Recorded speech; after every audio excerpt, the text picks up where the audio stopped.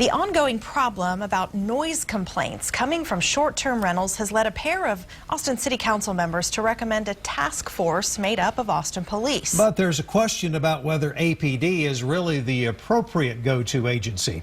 As KXAN's Kylie McGivern explains, many agree something needs to be done.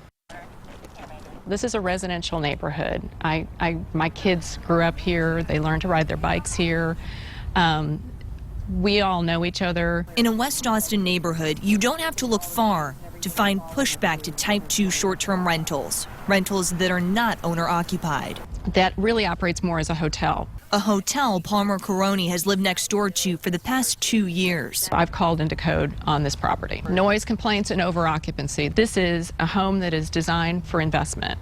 And so I don't know how you regulate that other than moving them to commercial zones. On the flip side, this whole idea of commercial is just kind of crazy. You have folks like Jay Reynolds, a founding member of the Austin Rental Alliance. I've seen the growth. With the growth has come growing pains, problems Jay agrees need to be addressed. As for pulling police officers to a specific task force, it's probably a little bit far-fetched in terms of what kind of resources that we want to use for that. But that being said, we are completely for anything regarding enforcement. Enforcement of what council members like Ellen Troxclair says is just a dozen problem properties. City Council is considering an ordinance to suspend issuing new Type 2 short-term rentals altogether. Ultimately, what we're looking at is you've got an elephant gun to kill a mosquito. We already have laws in place. We already have ordinances in place that handle all of the problems that currently exist in the short-term rental world. We just have to enforce them.